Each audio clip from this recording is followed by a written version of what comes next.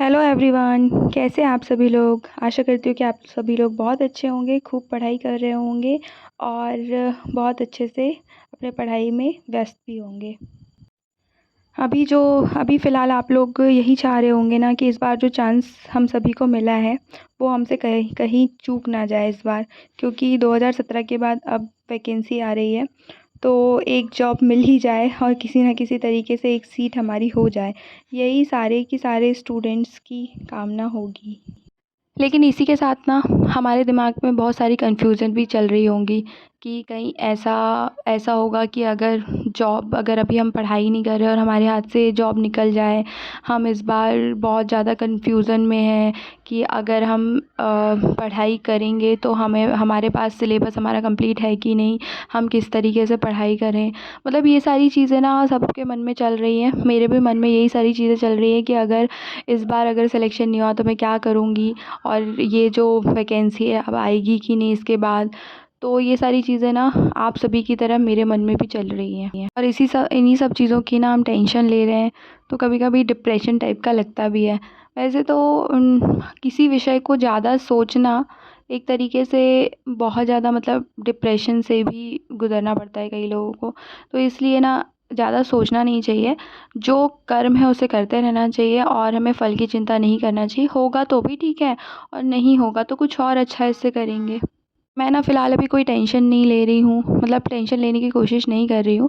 बस मुझे ना सिर्फ़ फ़ोकस करना है, तो सिर्फ़ मुझे अपना जो लक्ष्य है, मैंने जो गोल तय किया है कि मुझे गवर्नमेंट जॉब पानी है, तो मैं उसी पर फ़ोकस कर रही हूँ और इसी थॉट के साथ मैं आगे बढ़ रही हूँ।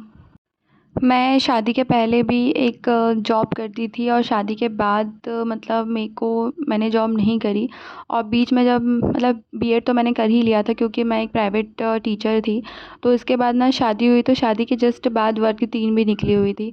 तो वर्ग 3 में भी मैं 2 नंबर से मतलब रह गई थी, तो मुझे बहुत बुरा लगा और मेरे साथ वाले जो थे वो उसमें निकल गए थे। तो शादी के कारण कुछ डिस्टर्बेंस तो हो गया था, लेकिन वो चांस मैंने जब खोया ना, तो वो उसका रिग्रेट मुझे आज तक होता है कि मेरे साथ वाले जो थे ना वो वर्ग 3 में जॉब कर रहे हैं और मैं यहाँ पर हूँ। तो बहुत बुरा लगता है सोच के। और मतलब उनकी सैलरी भी बहुत ज़्यादा है, सब कुछ है। तो मैं सोचती हूँ मैं थोड़ा थोड़ा और उस समय पढ़ लेती तो शायद मैं आज मेरी भी गवर्नमेंट जॉब होती।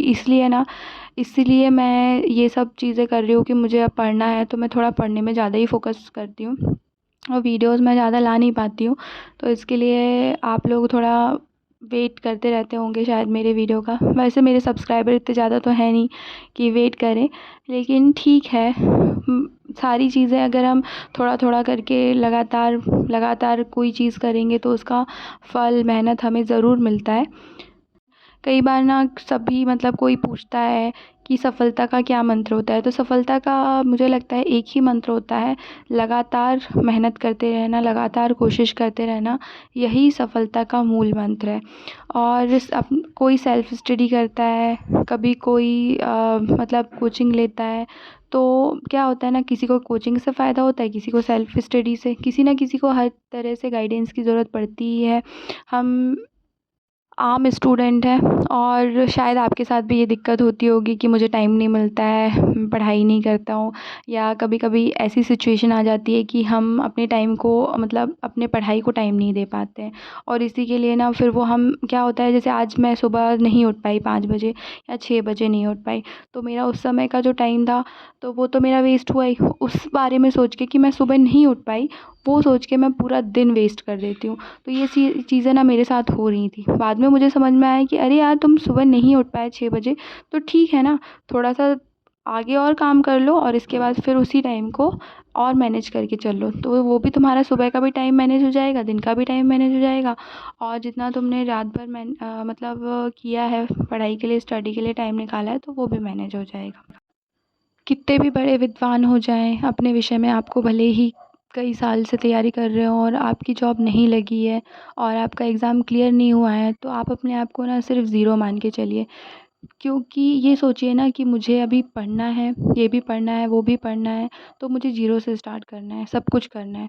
तो बात तो वही हो गई ना कि जिसको सब कुछ आता है वो भी उसी लाइन में खड़ा है और जिसको कुछ नहीं आता वो भी उसी लाइन में खड़ा है।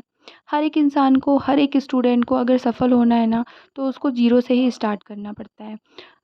ये हमारा सिलेबस होता है, और जितने भी हम अगर कोचिंग वगैरह ले रहे हैं या फिर हम सेल्फ स्टडी कर रहे हैं, तो एक बात का तो ध्यान रखना पड़ता है कि हमें ना बेसिक जानकारी अपने सब्जेक्ट की होना बहुत ज़रूरी है, और उसको ना रिवीज़न करते रहना भी ज़रूरी है, और उसे ज़ीरो से स्टार्ट करके उसे हमें अंत तक पहुँचाना है। तो सिलेबस भी जितनी चीज़ें होती हैं ना, वही आप हम सभी को आपको सफल करने का जो पार्ट है ना, वो अहम भूमिका निभाता है, उसे छोड़ना नहीं है। जैसे मैंने बताया कि मैं लास्ट टाइम 1 नंबर या 2 नंबर से रह गई, तो मैं असफलता की लाइन में तो खड़ी हूँ ना, तो इसका दर्द मैं झेल रही हूँ, और मुझे बहुत मतलब बेकार लगता है कि काश मेरा ये क्वेश्चन सही हो गया होता, मैंने थोड़ा-सा और पढ़ लिया होता। तो ये सब चीज़ें ना लगता है।